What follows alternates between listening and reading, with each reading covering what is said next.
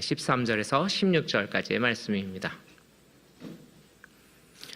넉절의 말씀입니다. 우리 이 시간에 함께 한 목소리로 하나님의 말씀 함께 봉독하시도록 하겠습니다.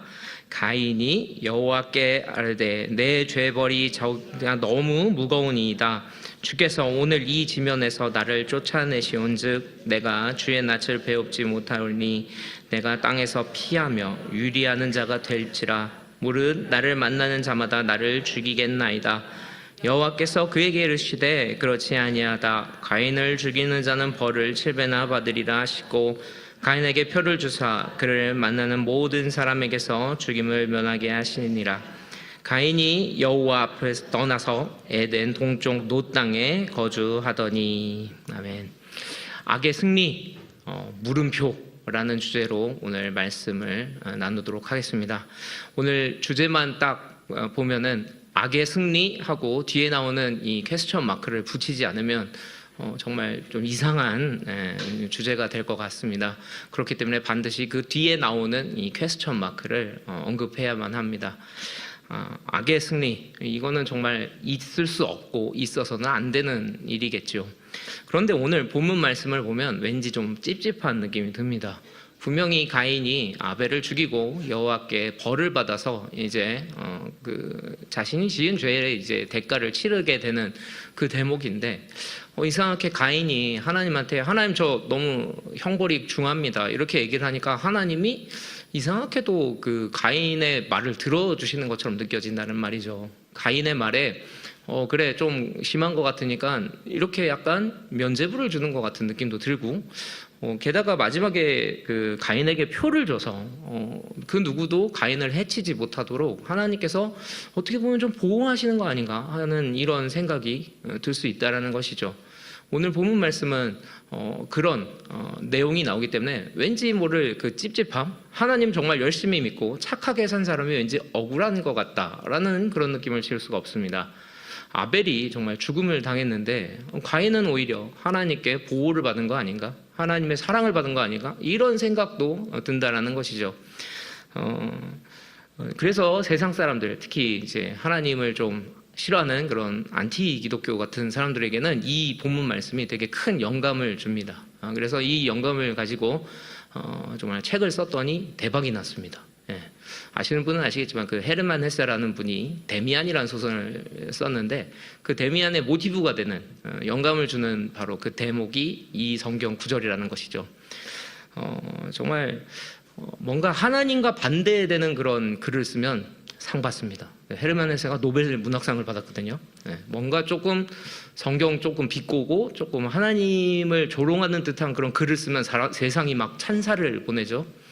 뭐 저희 나라도 최근에 노벨 문학상을 받은 것 같은데 물론 그분의 작품이 다 그런 것은 아니지만 약간 이게 믿는 자로서 특히 뭐 청소년들이 보기에는 상당히 내용이 조금 이러는 내용들이 참 많은 것 같아요. 정말 문화를 우리가 좀 분별해야 합니다. 담임 목사님께서 계속해서 좀 강조하시지 않습니까? 세상 문화를 우리가 경계해야 된다고. 맞습니다. 세상 문화는 하나님과 반대되는 것에 열광할 때가 참 많습니다. 우리가 항상 깨어 있어서 분별해야 됩니다. 어쨌든 그런 이런 데미안 같은 소설을 보거나 그리고 데미안을 잘 모르시는 분들은 이 BTS 피땀 눈물이라는 뮤직비디오를 한번 보시면은 데미안을 그냥 본 것과 같습니다. BTS가 막 이렇게 세계적으로 유명해지는데 결정적인 계기를 한 뮤직비디오가 이제 피땀 눈물이라는 뮤직비디오인데요. 그게 데미안을 모티브로 만들었기 때문에 전 세계에서 약간 먹힌 겁니다. 소위 그런 유명한 작품으로 모티브를 삼았기 때문에 전 세계가 이제 열광할 수 있었던 비결이기도 하죠. 이처럼 왠지 좀 하나님을 대적하고 조금 하나님을 비꼬는 듯한 사람들이 이상하게도 오늘날에도 조금 높은 자리에 있기도 하고 좀 잘 나가기도 하고 돈도 잘 벌고 인기도 많고 명예도 많고 약간 이런 것을 우리가 가끔 느낍니다. 그럴 때 우리 믿는 자들은 억울합니다. 나는 이렇게 하나님 열심히 믿는데 이상하게 하나님을 대적하는 것 같고 믿는 자들을 탄압하고 조롱하는 사람들이 더 잘 나가면 이게 뭔가 이런 생각들 조금 나지 않겠습니까? 저는 그렇습니다. 제가 속이 좁아서 그런지 많이 억울하더라고요. 어디서 참 다른 사람들 속이는 사람, 거짓말하는 사람이 성실하고 열심히 사는 사람보다 더 위에 있는 것 같을 때 참 분노가 느껴지곤 했습니다. 그러나 여러분, 결론을 먼저 말씀드리자면 악은 결코 승리할 수 없습니다. 믿으십니까? 악이라는 게 무엇입니까? 하나님을 떠나는 게 악입니다. 그런데 하나님이 누구시죠? 전지전능하신 창조주이십니다. 그분을 떠나서 승리할 수 있다니요? 이건 말이 안 되는 겁니다. 악 자체가 하나님을 떠난 존재이기 때문에 결코 승리할 수 없다라는 것을 우리가 확실히 믿기를 바랍니다. 오늘 말씀을 통해서 좀 악에 대해서 하나님께서 어떻게 하시는지를 좀 묵상을 통해서 하나님이 결코 악을 그냥 내버려 두시는 것이 아니고 의인을 반드시 승리케 하시고 의인을 통해서 역사하신다는 것을 믿게 되는 저와 여러분 되기를 주님의 이름으로 소망합니다. 오늘 세 가지를 조금 말씀드리려고 합니다. 바로 하나님은 악을 즉시 처리하지 않으신다. 그리고 하나님은 악을 분명히 벌하신다. 그리고 의인의 삶은 진짜 삶이다. 이 세 가지를 좀 말씀드리려고 합니다. 하나님은 악을 즉시 처리하지 않으십니다. 이게 사실 불만이라면 불만이고 우리가 좀 섭섭하다면 섭섭하다라는 것이죠. 하나님께서 악을 바로 이렇게 징벌하지는 않으세요. 그게 성경에 나와 있거든요. 그 이유는 두 가지입니다. 바로 의인들을 사용하시기 위해서 그렇기 때문에 악을 바로 처벌하지 않으시는 거죠. 그리고 두 번째 이유는 어쨌든 악인들에게도 회개의 기회를 주신다는 거죠. 의인을 사용하시는 그 하나님을 우리가 정말 감사해야 됩니다. 하나님은 사람을 통해서 역사하지 않으십니까? 일부러 사람을 쓰시는 거예요. 왜냐하면 너무 사랑하시기 때문에 의인을 들어 쓰고 싶으셔서 악인들의 그 악이 팽배할 때까지 어느 정도는 참으신다라는 거죠. 담임 목사님께서도 계속해서 말씀해주고 계시지 않습니까? 사실 우리의 삶이 영적 전쟁입니다. 악이 막 창궐하는 곳에 의인을 보내셔서 그 악을 멸하게 하시고 때로는 의인들이 막 악에게 지는 것 같은데 그렇지 않아요. 악인들이 그 의인들을 보면서 회개의 기회가 되는 거예요. 의인을 바라보면서 내가 이렇게 살면 안 되는데 내가 잘못했구나를 느끼게 되는 거예요. 그렇기 때문에 의인은 사실 세상 기준으로 조금 지는 것 같아도 세상 기준으로 뭔가 패배하는 것 같아도 결코 그렇지 않다는 거죠. 악인들 마음 가운데 찔림을 주고 악인들이 나 이렇게 살면 안 되는데 저 사람은 왜 저렇게 살 수 있지? 이런 의심을 악인들이 마음 가운데 갖게 된다는 것이죠.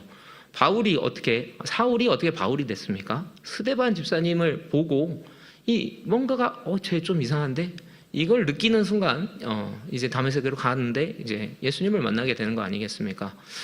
사울의 그 등장을 스데반 집사님에 굳이 넣은 이유가 뭐겠습니까? 사울의 마음 가운데 뭔가 이 변화가 그때부터 시작됐다는 것을 성경이 이야기하고 있는 건 아니겠습니까? 두 번째 이유인 회개의 기회에서도 여러분 우리가 하나님의 사랑을 느껴야 됩니다. 사실 억울하긴 합니다. 악인들은 왜 기회를 주시는 거죠, 하나님? 쟤네들은 기회조차 줘서는 안 돼요. 이런 마음들이 우리에게 있을 수 있습니다. 그러나 하나님 앞에서 우리 모두가 사실은 다 죄인입니다. 하나님의 기준에는 미칠 수가 없죠. 제가 중고등부 사역하면서 우리 아이들에게도 종종 하는 이야기가 있습니다. 에덴 동산에서 아담과 하와가 죄를 이렇게 딱 지었을 때 하나님께서 속된 말로 배렸다. 쟤네들 이젠 가망 없어 하고 리셋 버튼을 만약에 누르셨다면 물론 예수님께서는 십자가 지실 일이 없겠죠. 하지만 중요한 게 있습니다. 우리도 하나님을 알 방법이 없다는 거죠. 우리라는 존재가 있을 수도 없고요, 사실. 우리와 하나님과 아무 관계가 없다는 거죠. 그렇기 때문에 하나님은 그러기를 원하지 않으셔서 우리를 너무 사랑하셔서 아담과 하와가 죄를 범했지만 계속 어느 정도의 삶을 유지해 주시죠. 예전에는 한 900년, 1000년 이 정도였죠. 그 정도를 유지하면서 그들이 지은 죄를 기억하면서 계속 회개하면서 하나님과 가까워지게 노력하도록 배려해 주셨죠. 그게 하나님의 방법이에요. 성경을 보면 계속 그게 나오는 거죠. 니느웨 사건을 생각해 보십시오. 니느웨를 멸망시킬 때 하나님이 단번에 멸하시지를 않고 요나를 보내십니다. 그래서 요나를 통해서 복음이 어쨌든 들어가게 하시고 그 후에 멸망했다고 성경은 기록합니다. 하나님은 악에게도 분명히 기회를 주십니다. 근데 그게 억울한 것이 아니라 사실 우리를 너무 사랑하시고 배려하시고 어떻게 해서든지 돌아오게끔 하려는 그 하나님의 깊은 뜻이 있음을, 그리고 우리도 그 배려 때문에 사실 하나님을 믿을 수 있다는 것을 기억하시면서 악을 조금 이렇게 놔두시는 그 하나님, 악이 찰 때까지 놔두시는 그 하나님을 우리가 더 믿어드렸으면 좋겠습니다. 하나님은 실수가 없으신 분이십니다. 그렇기 때문에 악이 창궐해서 모든 선을 삼킬 정도로 악을 내버려 두실 분이 결코 아니십니다. 그렇기 때문에 악의 형통함을 보면서 부러워하는 것이 아니라, 너 언젠가 끝날 텐데 빨리 회개해라, 계속 그렇게 가면 큰일 난다, 오히려 그런 안타까운 마음과 기도하는 마음들이 우리 가운데 있었으면 좋겠습니다. 두 번째, 하나님은 악을 분명히 벌하신다입니다. 우리 창세기 4장 그 앞절이죠. 11절 12절 말씀 함께 봉독하시기를 원합니다. 창세기 4장 11절 12절 함께 읽겠습니다. 땅이 그 입을 벌려 내 손에서부터 내 아우의 피를 받았은즉 내가 땅에서 저주를 받으리니 내가 밭을 가야라도 땅이 다시는 그 효력을 내게 주지 아니할 것이요 너는 땅에서 피하며 유리하는 자가 되리라. 아멘. 이 가인에게 내려진 형벌입니다. 여러분, 이 형벌을 봤을 때 우리가 한 가지 캐치해야 되는 게 있습니다. 가인의 직업입니다. 가인의 직업이 뭐였죠? 농사 짓는 사람이었습니다. 제가 종종 말씀드리지만 하나님은 농사를 싫어하십니다. 네. 하나님이 사랑하시는 건 목축업이십니다. 그 이유가 있습니다. 네. 이스라엘 민족을 선택하신 이유이기도 하다고 저는 봅니다.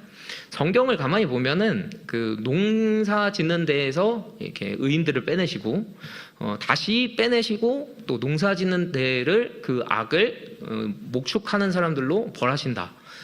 그게 바로 요즘 우리가 열심히 큐티하고 있는 사사기 아닙니까? 네. 그 비옥한 이쪽 초생딸 그쪽에서 거기서 이제 아브라함을 빼내시죠. 그리고 다시 농사짓는 애굽으로 이렇게 이스라엘 민족이 갔지만 거기서 다시 빼내시죠. 그리고 농경지대인 가나안을 이스라엘 민족을 통해서 정화시키시죠. 그 죄를 없애시죠. 가만히 보면 하나님은 농사를 되게 싫어하십니다. 그 이유가 있습니다. 바로 늘 말씀드리지만 비축하는 것 때문입니다. 내일 먹을 양식이 있으면 하나님 없어도 살 것 같아요. 내일까지는. 근데 먹을 게 없어지면 그때부터 사람들이 눈빛이 달라지죠. 신앙이 갑자기 막 올라간다는 거죠. 목축업 그런 하는 사람들의 신앙이 농경하는 사람보다는 신앙이 높을 수밖에 없다는 거죠. 왜냐? 양들을 이렇게 불판에 이렇게 풀어놨을 때 언제 이렇게 이리가 올지 모르니까, 늑대가 올지 모르니까 항상 깨어 있어야죠. 항상 긴장해야죠. 그건 뭐죠? 항상 기도한다는 거죠. 항상 풀이 있던 데에 있습니까? 없죠. 그러니까 항상 기도하면서 어디로 가야 됩니까? 하나님을 의존할 수밖에 없다는 거죠. 그렇기 때문에 아벨은 양을 치던 자였고 가인이 농사를 지었다는 것 자체가 큰 심볼적인 걸 주는 겁니다. 하나님은 계속해서 이 농경 사회에서 타락하는 것을 막으려고 하셨다는 거죠. 그런데 가인이 받은 형벌이 뭡니까? 더 이상 땅이 너에게 반응하지 않을 거다. 넌 더 이상 농사를 지을 수 없다. 여러분, 이 직업을 가인은 이 형벌로 바꿔야 되는 상황이 됐다는 것이죠. 그만큼 하나님의 형벌은 무섭습니다. 그리고 하나님이 이 형벌을 주시는 분명한 이유가 있다는 것이죠. 너 앞으로 그렇게 살면 안 된다. 가인, 너 지금까지 농사를 지었지만 더 이상 농사 지으면서 살면 안 된다. 그럼 가인은 무슨 일을 하면서 살아야 합니까? 아벨이 하던 일을 물려받아야 된다는 거죠. 더 이상 농사꾼이 아닌 아벨처럼 양을 치는 삶을 살아야 가인은 살 수 있게 하나님께서 이런 형벌을 주셨다는 거죠. 하나님이 죄인들에게 분명히 형벌을 주시는데 계속 그렇게 살 수 없게 만드신다는 거죠. 계속 그 행동을 할 수 없도록 하나님께서 언젠가는 잘라내신다는 거죠. 하나님 무서운 하나님이세요. 어떻게 보면은 의인들이 잘못했을 때 좀 더 빨리 치시는 것 같아요. 근데 그게 사랑해서 그러시는 것 같아요. 악인들은 좀 이렇게 내버려 두시는데 정말 하나님 잘 믿는 사람은 조금만 잘못해도 막 뭐라고 하시는 거죠. 근데 그거는 사실 감사해야 될 일이에요. 기준이 높은 거죠. 저도 이게 목회를 하다 보니까 그렇게 되는 것 같아요. 정말 부한 자는 더 부하고 가난한 자는 더 가난해진다는 거를 목회를 하면서 알았어요. 되게 정말 착실한 고등학교 여자애가 있었는데 그 아이는 회개를 하는 제목부터가 좀 다른 거예요. 이제 자기가 몰래 보면 안 되는 드라마를 봤다고 막 눈물 흘리면서 회개를 하는 거예요. 그래서 뭘 봤니? 그랬더니 태양의 후예를 봤다고 막 이렇게. 예. 송중기는 못 참지 이렇게 여자였거든요. 예. 그렇게 위로를 했습니다. 그런데 정작 진짜 이렇게 누가 봐도 좀 심각한 잘못을 하는 애는 제가 도대체 뭘 잘못했죠? 막 이렇게 뻔뻔하게 얘기를 하는 거죠.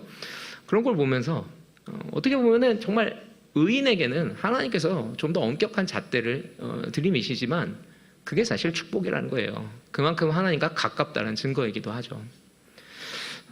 정말 이 다윗 왕도 생각해 보십시오. 분명히 회개했습니다. 눈물로 회개를 했지만 하나님께서 그 바세바와 그 처음 가졌던 아이는 데려가셨어요. 뿐만 아니라 그 나단 선지자의 예언을 이루셨어요. 그 아내들이 백주대낮에 그 아들에게 의해서 이렇게 범해지는 모습을 모든 국민이 보는 그런 수치를 다윗은 당합니다. 어떻게 보면은 의인에게는 하나님께서 더 엄격한 잣대를 들이미십니다. 하나님 무서운 하나님이세요. 죄인이라고 예외는 없습니다. 결코 그대로 살도록 내버려 두시지 않는 하나님이라는 것을 우리가 잊어서는 안 됩니다. 그렇기 때문에 악인을 봤을 때 우리는 오히려 안쓰러워할 수 있습니다. 계속 저렇게 못 살 텐데, 계속 악을 행하면서 살 수 없을 텐데, 빨리 정신 차려야 될 텐데, 이 마음이 사실 우리 안에 있어야 한다는 것입니다. 마지막 세 번째로 의인의 삶이 진짜 삶이라는 말씀을 좀 드리고 싶습니다. 우리 시간에 히브리서 11장 4절 말씀 함께 보시겠습니다. 히브리서 11장 4절 말씀입니다. 함께 봉독하시겠습니다. 믿음으로 아벨은 가인보다 더 나은 제사를 하나님께 드림으로 의로운 자라 하시는 증거를 얻었으니 하나님이 그 예물에 대하여 증언하심이라. 그가 죽었으나 그 믿음으로써 지금도 말하니라. 아멘. 이 아벨의 예배를 지금 히브리서에서 다시 진짜 아벨의 예배다 이렇게 인정해주고 있지 않습니까? 아벨의 그 모습을 보면서 저는 첫 순교자이지 않나라는 생각을 합니다. 아벨은 진짜로 예배를 드렸습니다. 참된 예배를 드렸습니다. 그래서 죽었습니다. 아벨이 어떻게 보면 가인과 같이 거짓된 예배를 드렸으면 가인과 되게 친했을 겁니다. 너도 예배 하나님이 안 받으셨네? 역시 형제는 용감했다. 이러면서 가인이 오히려 좋아하지 않았겠습니까? 너도 예배 실패했구나. 나도 실패했는데. 그런데 반대죠. 아벨은 정말 그 예배를 하나님께서 받으셨죠. 근데 가인은 예배를 받지 않으니까 그 질투심에 너는 왜 진짜 예배를 드려? 못 드릴 거면 같이 못 드려야지. 또는 너보다 내가 뭐가 못나서 이런 질투심으로 아벨을 죽였다는 것이죠. 그런데 이 모습을 보면서 우리가 한 가지 떠올려야 되는 것이 있습니다. 올바른 삶을 살았기 때문에 죽은 사람이 또 있다는 것이죠. 전혀 죄가 없고 모든 사람이 정말 범하지 않은 깨끗한 모습으로만 살았기 때문에 죽은 한 사람이 또 있다는 거죠. 그게 누구죠? 예수님이세요. 예수님은 사람이 짓는 죄를 단 하나도 짓지 않았기 때문에 죄밖에 없는 사람들에게 죽임을 당하셨습니다. 사실 이 아벨과 가인의 모습은 이미 예수님을 예표하고 있는 것입니다.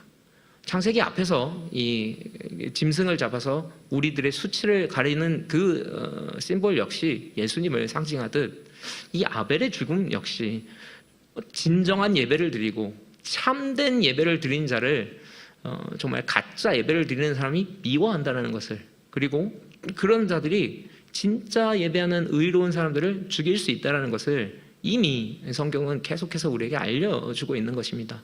그렇기 때문에 아벨은 첫 순교자가 됩니다. 성경에서. 그런데 여러분, 그의 순교가 의미가 없었을까요? 아닙니다. 아벨의 죽음을 통해서 하나님은 가인에게 죄를 묻게 되시는 겁니다. 너의 잘못된 예배를 고쳐야 된다. 너는 더 이상 농사를 짓지 말고 아벨처럼 살아야만 한다. 그렇기 때문에 그런 형벌을 받은 거죠. 아까도 말씀드렸듯이. 그렇기 때문에 가인의 그 죄가 드러났고 아벨의 그 죽음을 통해서 세상에 정말 그 죄의 무서움을 온 세상이 알게 됐습니다. 하나님을 떠나면 정말 사람이 이토록 악해진다는 것, 아담과 하와가 그 에덴 동산에서 떠나고 나서 바로 그 아랫세대가 벌써 서로를 죽이게 되는 그런 창극이 일어나는 것을 우리에게 알려주는 겁니다. 하나님을 떠나는 자에게는 남는 것이 결국 이 죽음밖에 없다. 사망밖에 없다.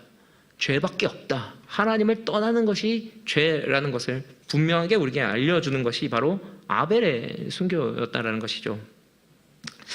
사람의 본질은 예배입니다. 그 누가 뭐라고 해도 사람이 추구하는 것은 예배입니다. 신앙입니다. 믿음입니다. 믿지 않는 사람들이 우리와 다를 거라고 생각하지 마십시오. 그 사람들도 사실은 마음 가운데 무언가를 믿고 싶어 하는 거예요. 다만 그 대상이 다를 뿐인 거죠. 자신의 힘이나 자신의 돈이나 또는 자신의 가정, 환경 이런 것들을 믿는 것뿐이죠. 하지만 우리는 그런 것들을 믿지 않고 하나님을 믿는 것입니다. 믿음의 대상은 다르지 모두가 사실은 예배를 드리고 있는 겁니다. 제가 전에도 유적지 얘기를 하지 않았습니까? 이 세상에서 그 땅을 파면은 나오는 게 다 예배당밖에 없습니다. 그 튀르키예도 그 예전에 정말 그 만년 전에 이미 뭐랄까요 그 집단 생활을 그동안 그 과학자들은 그 진화 주기에 맞춰서 자꾸 이거를 막 끼워 맞추려고 하는데 그런 게 이제 박살나버리는 그런 유적들이 자꾸 발견된다고 하지 않습니까? 근데 그런 유적들을 발견하면은 공통점이 있어요. 바로 신앙과 관련이 있다는 거예요. 우리가 사는 뭐 아파트나 막 빌딩, 뭐 궁궐 이런 것들도 사실은 많이 이렇게 무너지지만 정말 옛날부터 끝까지 남아나는 그런 건축물들은 다 종교 시설이라는 거예요. 왜냐하면 그것을 유지하고 지키려고 하기 때문에 그것을 계속 소중하게 여긴다라는 것은 이미 옛날부터 사람들에게 다 있었다라는 것이죠. 사람은 결국 믿음을 가질 수밖에 없습니다. 그 대상이 하나님이 아니더라도 반드시 무언가를 믿고 있다는 것이죠. 그렇다면은 우리의 삶 자체를 봤을 때 결국 우리의 삶 자체도 거대한 예배라고 할 수 있겠죠. 사실 요즘 화장을 많이 하지 않습니까? 예, 땅에 묻지 않고 화장을 많이 하지 않습니까? 저는 화장이야말로 사실 성경적이라고 생각합니다. 그 이유가 있습니다. 우리의 이 육신이 이 삶을 다 감당한 육신이 이제 끝났을 때 이거를 이제 태웠을 때 그 연기가 이제 하늘로 이제 올라갈 때 하나님께서 그걸 받냐 안 받냐를 결정한다는 거죠. 그 가인과 아벨의 그 예배는 간단했습니다. 자신들의 재물을 이렇게 올려놓고 연기를 딱 피웠는데 이 아벨의 그 재물의 연기는 하늘로 올라가는 거죠. 그런데 가인의 그 재물의 연기는 하늘로 올라가다 꺾여버리는 거죠. 하나님이 받지 않는다는 거죠. 저나 여러분 언젠가는 이렇게 불태워질 겁니다. 물론 땅에 묻히시는 분들도 있으실 것 같은데요. 흙으로 돌아가든 연기로 돌아가든 그걸 하나님이 받는 삶은 성공한 삶, 승리한 삶입니다. 의미 있는 삶입니다. 그 인생 살만했던 거죠. 어떤 일을 겪었는지는 모르겠어요. 좀 힘든 일도 있었을 겁니다. 슬픈 일도 있었고 하지만 또 즐거운 일도 있었고 감사할 일도 있었겠죠. 많은 일들이 있었을 텐데 하지만 그 모든 일들을 다 통틀었을 때 하나님께서 그걸 받으셨다라는 것만 그 의미 있는 게 있을까요? 근데 반대로 그 모든 것들을 다 올려다 놓고 이제 그 연기가 하늘로 올라가는데 하나님 받지 않으신다면 세상에서 억만금을 벌었다 한들 아무리 건강했든 아무리 사람들에게 인정받았든 그게 무슨 소용이에요. 정말 마지막 순간에 우리의 그 삶을 제단에 놓고 딱 이제 하나님께 예배를 드린다고 생각을 해보십시오. 근데 하나님이 안 받아요. 넌 평생 잘못된 예배를 드렸어. 그거만큼 우리에게 사실 무서운 게 없는 겁니다. 너희 몸을 거룩한 산 제물로 드리라. 여러분 기억하셔야 됩니다. 우리가 정말 마지막 순간에 흙으로 돌아가든 연기로 돌아가든 하나님이 받으셔야 됩니다. 그렇기 때문에 의인의 삶은 진짜 삶입니다. 살 가치가 있는 삶이고 의미가 있는 삶입니다. 그러나 악인의 삶은, 악의 삶은 살 가치가 없는 삶이었던 것이죠. 그 평생의 예배가 실패하는, 의미가 없는 것입니다. 우리 삶에 있어서의 가장 큰 문제, 우리가 기억했으면 좋겠습니다. 악은 결코 선을 이길 수 없습니다. 하나님을 떠나서 그 어떤 것도 할 수 없다는 것이죠. 의미도 없습니다. 우리가 정말 악이 좀 잘 되는 것 같을 때마다 가인과 아벨을 기억했으면 좋겠습니다. 이 가인의 삶이 어땠을까를 저희는 추측해봤습니다. 아까 또 말씀드렸듯이 땅이 반응을 하지 않으니까 이제 농사를 못 짓고 아벨처럼 살아야 되는데 가인의 삶은 그러지 않았던 것 같아요.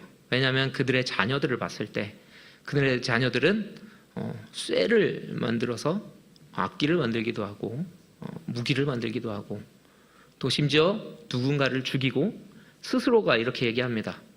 가인을 해치는 자는 7배의 벌을 받을 것이나 나를 해치는 자는 7배의 벌을 받을 것이다. 자기가 하나님이에요. 결국 가인은 성을 쌓고 계속해서 어떻게 보면 하나님이 주신 표식을 이용해서 다른 사람들에게 겁을 주며 살았지 않았을까 이렇게 추측해 봅니다. 그 끝이 뭔지 아십니까? 노아 홍수 때 가인의 계보는 다 끊어집니다. 성경에 노아의 자손들은 다 구원을 받지만 가인의 자손들은 단 한 명도 방주에 오르지 못합니다. 가인의 말로가 그것입니다. 악인의 형통을 볼 때 우리가 부러워할 것이 아닙니다. 하나님께서 분명히 어느 순간에 끊으실 거니까 저들에게도 정말 의인을 보면서 그들의 삶을 깨우치는, 돌이키는 모습이 빨리 일어나게 해달라고 그들을 오히려 불쌍히 여기며 우리가 기도할 수 있었으면 좋겠습니다. 그리고 믿음의 선한 싸움을 싸우고 계시는 우리 사랑하는 성도 여러분, 잘하고 계세요. 여러분의 마지막은 분명히 하나님이 흠향하실 겁니다. 여러분들의 그 모든 일생의 그 삶을 제단 앞에 놓고 이렇게 성령의 불로 태웠을 때 가장 아름다운 향기가 날 줄 믿습니다. 눈에는 보이지 않지만 분명히 알 수 있는 게 향기입니다.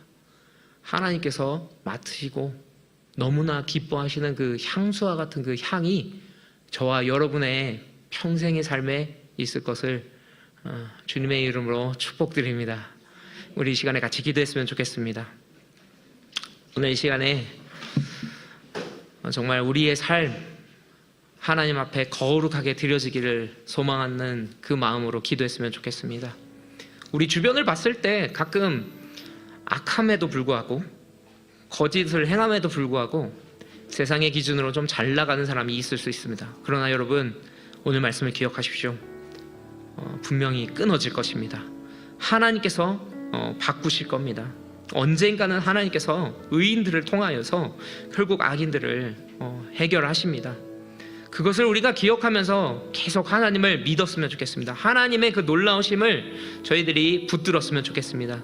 우리 시간에 기도하기를 원합니다. 하나님 역사해 주십시오. 저희들의 삶을 정말 하나님께 드리기를 원합니다.